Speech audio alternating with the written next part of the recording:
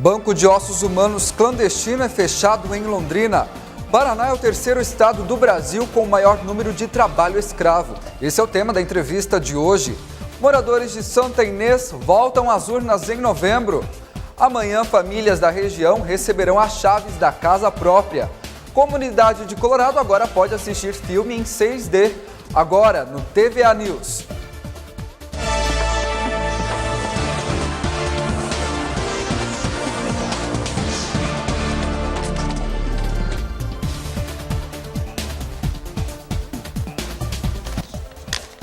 Olá, boa noite para você. Está no ar o TVA News com as principais notícias desta quarta-feira de Colorado e região.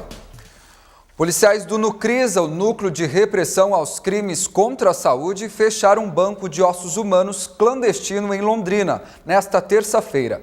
Na casa de Kleber Barroso Calvaca, de 42 anos, foram encontradas 4 cabeças de fêmur armazenadas de forma irregular. No apartamento dele, encontraram mais 16 cabeças de fêmur in natura, 89 frascos com pedaços de ossos em cubos e mais 50 outros tipos de ossos, que seriam revendidos de forma clandestina para dentistas ou intermediários. O irmão de Kleber, Carlo Barroso Calvaca, também de 37 anos, também tem envolvimento no crime. Apesar de não terem sido encontrados nenhum material na casa onde reside, os ossos eram armazenados em freezers na cozinha das residências localizadas em bairros nobres de Londrina. Ainda não se sabe se a procedência desses materiais. A delegada titular do Nucrisa, Sâmia Kozer, disse que os irmãos responderão por tráfico de órgãos e tecidos. A operação teve a colaboração da Agência Nacional de Vigilância Sanitária. A data prevista para o fim do cadastramento biométrico nas cidades de Maringá, Doutor Camargo e Floresta será daqui a um mês. Os eleitores dessas cidades que ainda não compareceram aos locais determinados para fazer a biometria têm até o dia 4 de outubro. Vale lembrar que é possível fazer o agendamento do atendimento via internet. Dessa forma, o eleitor comparece no local na hora marcada e economiza tempo, além de não precisar enfrentar fila. O cadastramento é obrigatório a todos os eleitores e aqueles que não atualizarem o documento terão o título de eleitor cancelado. E os eleitores do município de Santa Inês vão às urnas no mês de novembro para escolherem o prefeito e o vice-prefeito. A data para a nova eleição foi decidida pelos membros da Corte do Tribunal Regional Eleitoral do Paraná. Será no dia 3 de novembro. Os moradores da pequena cidade, que fica na região noroeste do Paraná e tem aproximadamente 2.000 habitantes, estão ansiosos para ir às urnas. Devido o candidato que se candidatou e não podia se candidatar. E pelo fato de ele não poder se candidatar, ele foi impugnado. Então agora para nós isso é inédito. Bom, para o mês de novembro as pessoas estão esperando uma coisa muito boa, tipo assim, que tenha melhorias na cidade, que a cidade cresça, desenvolva. Os candidatos ao cargo de prefeito são Marcel André Regovich, do PSD, e Adenilson Pacheco, do PR.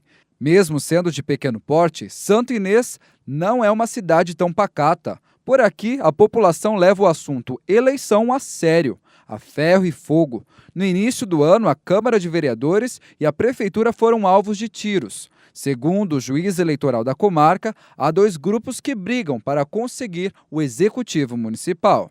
Existe uma divisão entre os jacarés, que são a cor branca, e os pés vermelhos de cor vermelha. Ali praticamente a pessoa já nasce, já tem que se decidir quando for eleitor, se vai ser pé vermelho ou vai ser jacaré. Isso deve ser uma tradição, talvez em razão de ser um município pequeno, em que a prefeitura é o maior empregador e tem muita influência sobre a economia do município. E é claro que isso exige um pouco mais de atenção, porque aí, nesse caso,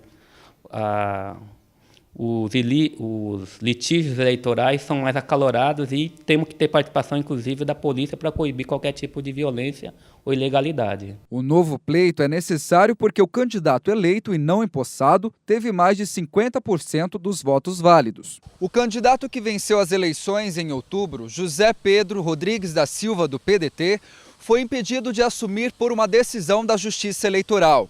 Ele foi prefeito da cidade nos anos 90 e teve os gastos da prefeitura reprovados pelo Tribunal de Contas do Estado. Tendo sido ele o vencedor da eleição para prefeito, todos os votos dele foram considerados nulos e que fez com que a Justiça Eleitoral necessitasse de designar uma nova eleição. No Brasil, segundo o Tribunal Superior Eleitoral, 55 cidades em 17 estados já realizaram eleições para prefeito e vice-prefeito desde o início do ano.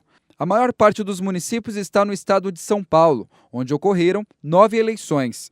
No Paraná, além de Santa Inês, o município de Inácio Martins, no centro-sul do estado, também vai realizar um novo pleito no dia 3 de novembro. Parte das novas eleições neste ano se deve à aplicação da lei da ficha limpa, impedimentos constitucionais ou à falta de quitação eleitoral. Está aí o resultado da aplicação da lei da ficha limpa aprovada em 2010 e fruto da iniciativa popular. Ainda segundo o TSE, até o momento, 63 prefeitos eleitos em outubro do ano passado tiveram o registro da candidatura negado pela Justiça Eleitoral. E em Santa Inês poderão votar os eleitores cadastrados no sistema do cartório eleitoral até 6 de junho de 2013. Quem não puder participar do pleito tem de justificar a ausência. O prazo para justificar é de 60 dias contados a partir da data da nova eleição. Quem não informar a Justiça por que não votou terá que fazer o pagamento da multa e, se não fizer isso, terá o título eleitoral cancelado. A seguir, Paraná é o terceiro estado do Brasil com o maior número de trabalho escravo. Esse é o tema da entrevista. E ainda hoje, comunidade de Colorado poderá assistir filme em 6D. O TVA News volta já. Fique com a gente.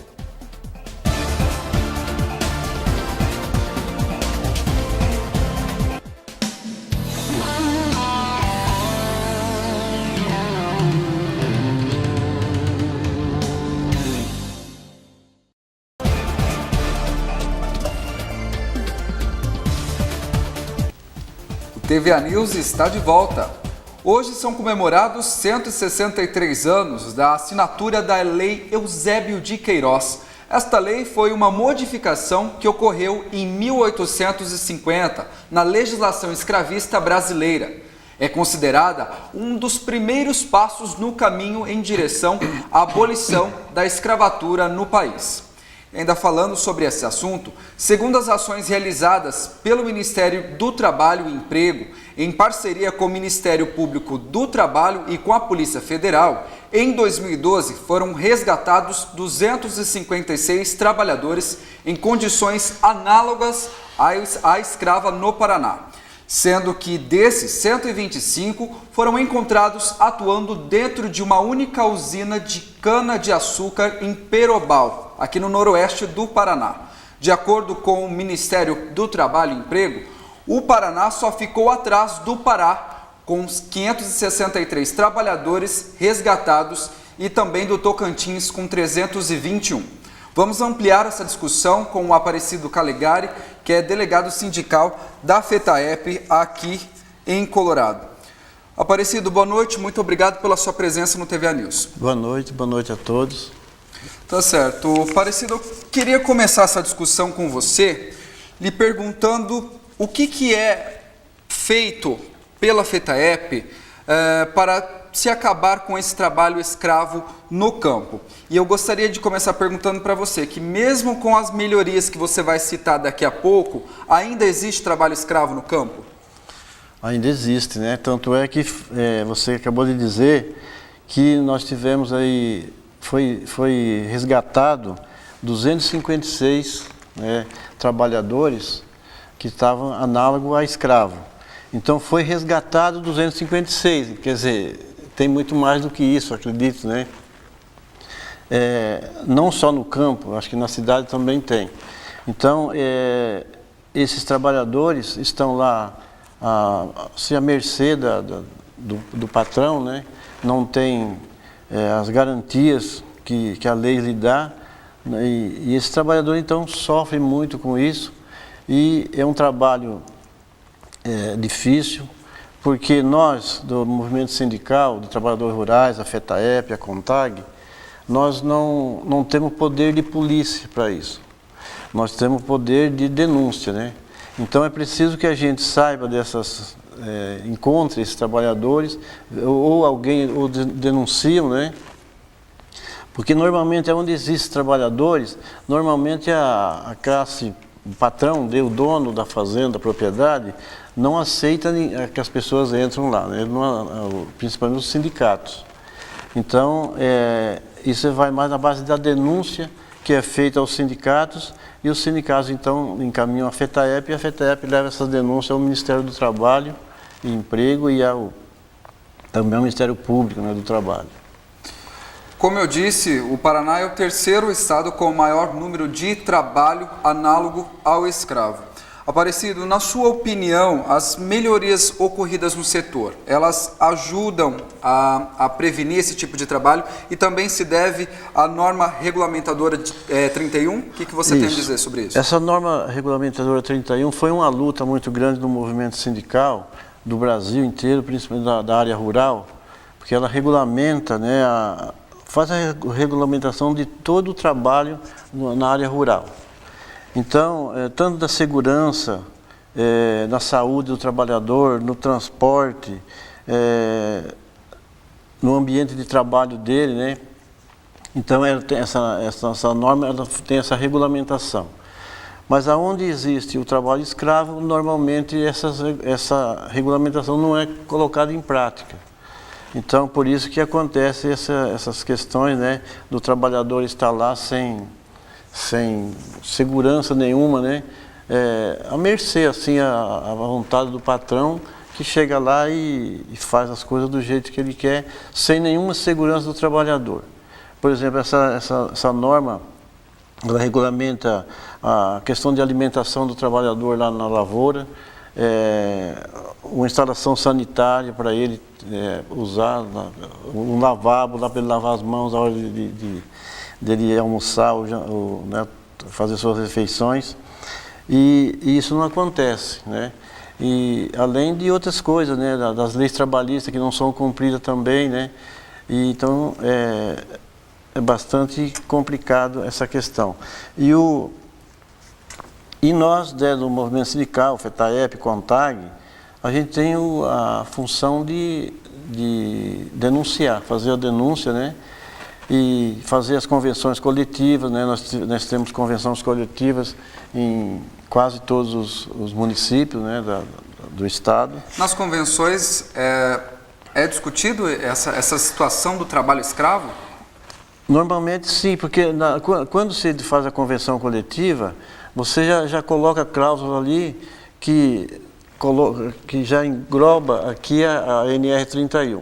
Então, quando você coloca isso na convenção, automaticamente você está entendendo que vai ser cumprida aquela parte da convenção. Agora, quando a empresa usa do trabalho escravo, normalmente são pessoas que vêm de fora também, né? Que não é do município. Vamos usar um exemplo aqui. O município aqui que foi citado, normalmente esse trabalhador não era lá desse município, era de fora que vem cortar cana ou fazer algum trabalho ali. Então, sobre a norma, por exemplo, lá de onde veio o trabalhador, a empresa que contratou ele aqui, vamos dizer, do Paraná, tem que ir lá na origem do trabalhador, conversar com o Ministério do Trabalho, avisar o Ministério que esse pessoal vai vir para cá. Também vai avisar o Sindicato de Trabalhadores Rurais lá daquele município. Aquele sindicato vai avisar o sindicato aonde os trabalhadores vai vir, dizendo, aí, vamos falar aqui em Colorado, vai ter tantos trabalhadores que vai vir lá da Bahia, por exemplo. Então, o município de Colorado vai cuidar desses trabalhadores. Agora, quando acontece esse trabalho escravo, normalmente não é feito esse trabalho. O empresário vai lá, de repente nem é um empresário, é gato, né? Outra pessoa qualquer que vai lá, contrata o trabalhador e traz para cá. E esses trabalhadores, então, são colocados aí, o sindicato nem sabe que tem esse trabalhador. quando fica sabendo, é quando vem algumas denúncias, né, que aí sim que vai feita a denúncia para a FETAEP e para o Ministério. Como o senhor disse, isso é bastante discutido nas vossas reuniões, nas vossas convenções. Mas eu gostaria também de lhe perguntar, essa efetividade das denúncias é graças à proximidade do sindicato com a empresa? Não, da denúncia não, porque o sindicato... Mas esse trabalho preventivo, digamos assim, que a empresa sabe que naquela cidade tem um sindicato e que estará fiscalizando o trabalhador que estiver descumprindo essas normas, a empresa que estiver descumprindo essas normas. O senhor acha que há essa conscientização das empresas em respeitar o sindicato e saber que ele vai sim fiscalizar? Não, isso existe, né? Agora, nem todas as empresas fazem isso. Por exemplo, eu vou dar um exemplo para você aqui em Paranacite, a usina Santa Terezinha, ela tem uns trabalhadores que veio da Bahia. Então o sindicato sabe que tem esse trabalhador lá, esses trabalhadores moram em casas, né, de alvenarias, eles têm um local de fazer as refeições, né? Então o sindicato acompanha esse trabalhador. Agora, as empresas mal intencionadas, elas trazem esses trabalhadores e, vamos dizer assim, sem avisar ninguém, vamos, como diz na gíria, por baixo do pano, né? E aí, nesse caso, é que o sindicato, às vezes, quando fica sabendo, já está acontecendo esse trabalho que originou aí essa denúncia de 125 trabalhadores nessa empresa de usina que teve ali, que você acabou de citar. Perobal, né? Perobal. Aparecido, eu gostaria, para a gente encerrar, na sua avaliação, a situação do trabalho escravo hoje, aqui na sua região, ela é comum ou não? Não, não é comum. Eu assim, que eu saiba, né, que das denúncias aqui, ninguém tem feito esse tipo de denúncia. Eu tive uma denúncia que eu considero trabalho escravo, num frigorífico de frango, não é aqui próximo daqui, né, mas é onde a máquina quebrou, né, ficou lá uma hora parado até arrumar a máquina, e a partir daí o trabalhador teve que trabalhar não podia nem ir no banheiro, foi proibido de ir no banheiro porque tinha um tanto de produção para fazer, e se não trabalhasse direto ali, né, sem parar. Então eu acho que esse é um trabalho escravo, que aconteceu assim, esporadicamente, né, num dia que quebrou a máquina lá. Agora não sei se a máquina quebra todo dia. Então eu tive essa denúncia, a pessoa veio aqui, me colocou, eu liguei para o sindicato que representa esse trabalhador, a categoria, e eles ficaram de tomar a posição, a providência que eles deviam tomar lá. Então, na nossa região aqui, eu fiquei sabendo porque a pessoa veio falar comigo, mas eu não, assim, eu acho que não é comum esse tipo de trabalho aí. Pelo menos onde a gente tem conversado, a gente tem participado com os trabalhadores, né, nas assembleias, a gente faz assembleias, 3 assembleias por ano os sindicatos fazem, conversa com os trabalhadores, porque na cidade pequena é na rua, no bar, no mercado, né? Você está sempre em contato com os trabalhadores, vai na roça conversar com eles, e a gente não tem tido esse tipo de denúncias, né? Mas quando tem, a gente tem procurado levar isso para a nossa federação, né? Que ela é quem vai fazer as denúncias no Ministério do Trabalho. Para a gente encerrar, gostaria de perguntar para o senhor se um trabalhador ele é visto em uma situação de trabalho escravo, independente de ser uma empresa ou não, de ser em um sítio, uma chácara, como que a pessoa pode denunciar essa situação? E eu gostaria de saber também com o senhor, o sindicato, a FETAEP só vai atrás se o trabalhador estiver vinculado a algum sindicato, for sócio de algum sindicato ou não? Isso independe, digamos assim. Essa última pergunta não independe, porque o sindicato ele representa a categoria. Se ele é sócio do sindicato ou se ele não é sócio, ele é representado pelo sindicato, porque na lei, a própria lei diz que não é obrigado a ser sócio, né?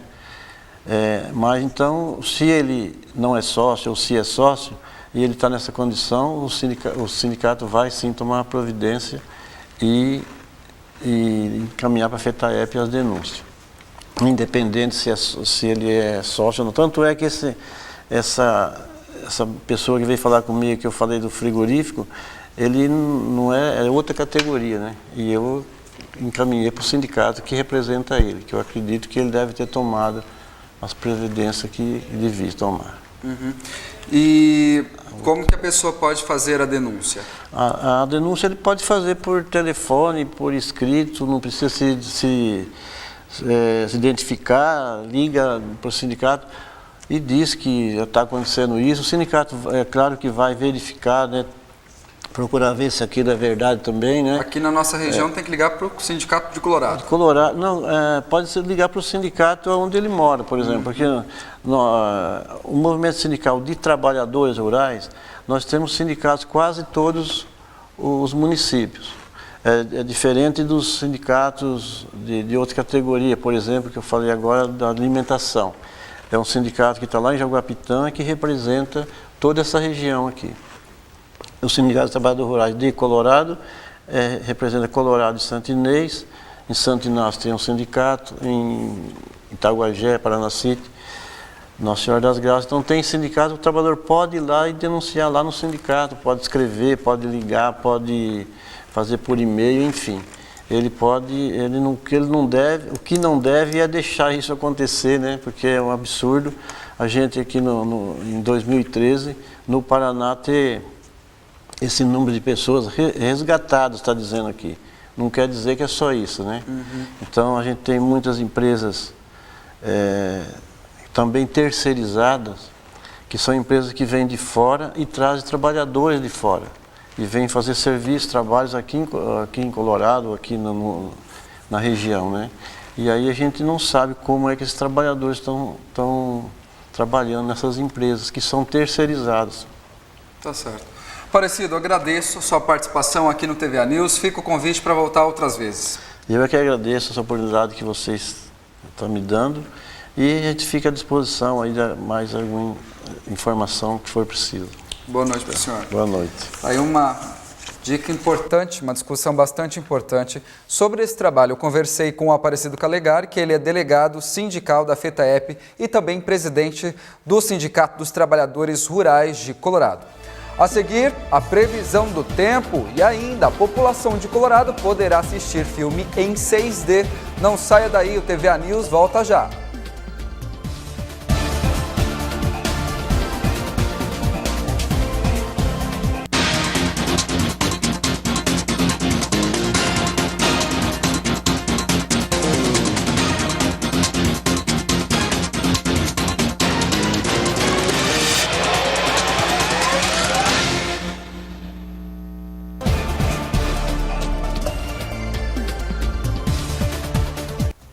O TVA News está de volta. Amanhã o governo do Paraná, através da Coapar, o governo federal também através do Ministério das Cidades e da Caixa, entregará casas populares em Astorga e Flórida. Ao todo serão entregues as chaves de 62 moradias. Confira agora a previsão do tempo para esta quinta-feira. Em Colorado, amanhã o dia será de sol e poucas nuvens, com máxima de 26 graus e mínima de 13. Maringá também tem o dia com sol e algumas nuvens. A máxima não deve passar dos 26 graus e a mínima dos 13. Em Alvorada do Sul, o tempo é de sol e algumas nuvens. Máxima de 24 graus e mínima de 11.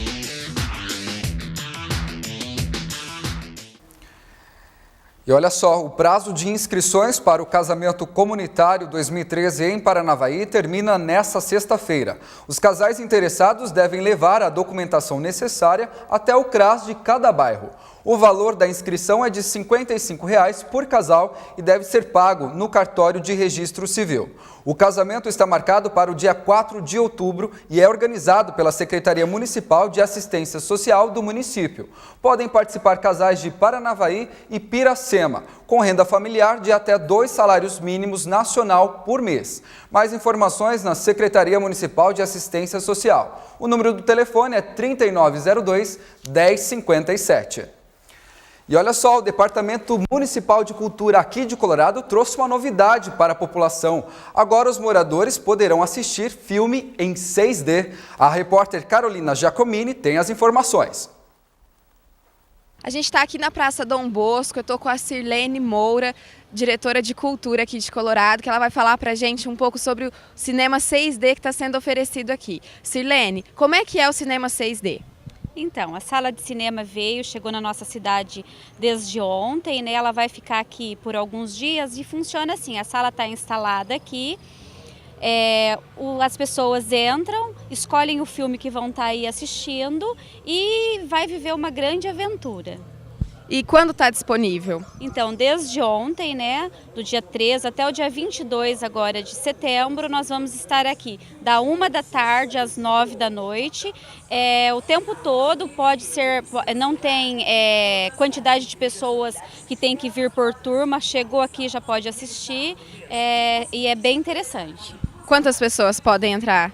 A cada sessão pode 6 pessoas e a duração é de 5 minutos. E quais os filmes que estão sendo ofertados aqui?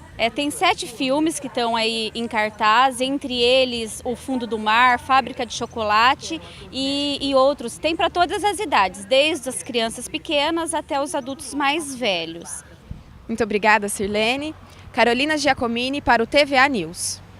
O TVA News vai ficando por aqui. Você pode conferir esta e outras edições na nossa fanpage. É o facebook.com/TVA Colorado.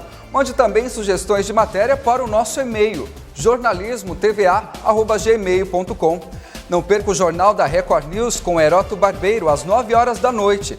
TVA Rede Mercosul, a sua Record News no Paraná.